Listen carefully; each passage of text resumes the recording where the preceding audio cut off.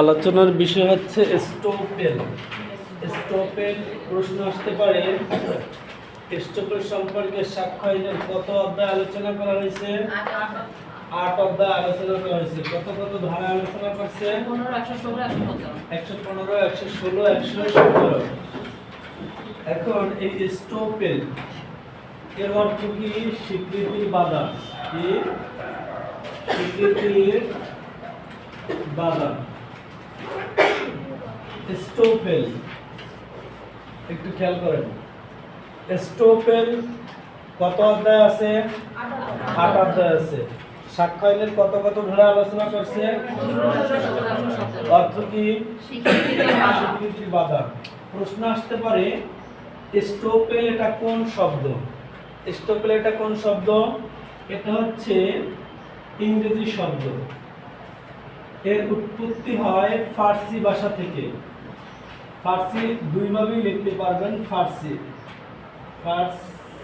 না, যেভাবে লেখেন হবে, কোনো সমস্যা নেই। স্টোপেল এটা কোন শব্দ? ইংরেজি শব্দ। এর উৎপত্তি হয় কোন ভাষা থেকে? ফার্সি ভাষা থেকে। আর অর্থ করছে কি? স্বীকৃতির বাধা। এখন 115 ধারায় বলছে কি দেখেন, 115 ধারায় বলছে স্বীকৃতির বাধা কি? স্বীকৃতির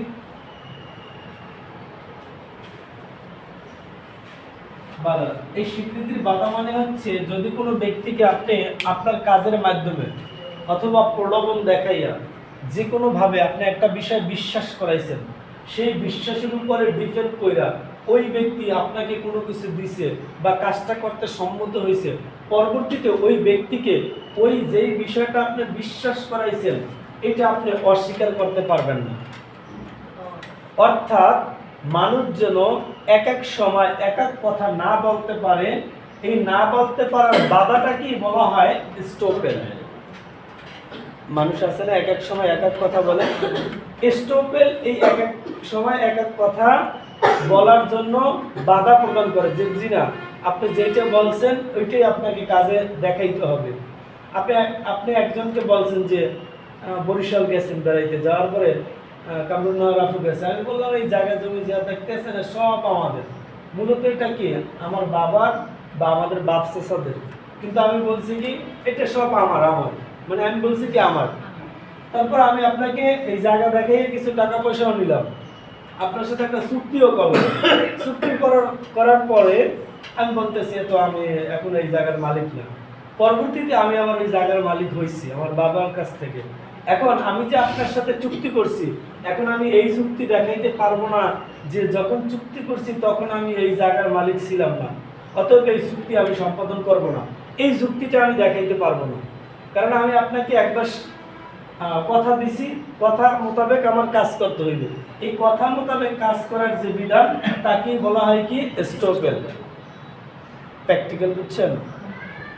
এখন একটু দেখি আইনের ভাষায় কি বলছে দেখেন, স্বীকৃতির বাধা। যদি কোনো ব্যক্তি তার ঘোষণা বা কার্যবিরতির দ্বারা স্বেচ্ছায় অপর কোনো ব্যক্তিকে কোনো বিষয় সত্য বলে বিশ্বাস করায় বা বিশ্বাস করতে দিয়েছে এবং সেই বিশ্বাসের ভিত্তিতে কাজ করতে দিয়েছে, তখন সে বা তার প্রতিনিধির সহিত কোনো মোকদ্দমার বিষয়ে সত্যতা অস্বীকার করতে পারবে না। অর্থাৎ মানুষ স্বার্থ উদ্ধারের জন্য এক এক সময় এক এক কথা এবং অন্য সময় আরেক কথা যেন বলতে না পারে, সেই পূর্তিকার এই নীতিতে প্রতিফলিত হয়েছে। সেই পূর্তিকার কি বলা হয়? কি? স্টোপেল। বইয়ের ভাষার সাথে এটার সাথে মিল পাইছেন? এখন কথা হচ্ছে, দেওয়ানি মামলায় এই স্টোপেল প্রযোজ্য সিভিল মামলায়, কিন্তু ফৌজদারি মামলায় এই স্টোপেল প্রযোজ্য হবে না। এখন আইনের বিষয় স্টোপেল নীতি কার্যকর হবে না। এখন আবার একটা ভেজাল লাগাইছে কি, আইনের বিষয় স্টোপেল নীতি কার্যকর হবে না, এটা হবে ঘটনার বিষয়। স্টোপেল ফৌজদারির ক্ষেত্রেও প্রযোজ্য না। স্টোপেলের উপরে ডিপেন্ড করে আপনি মামলাও করতে পারবেন না।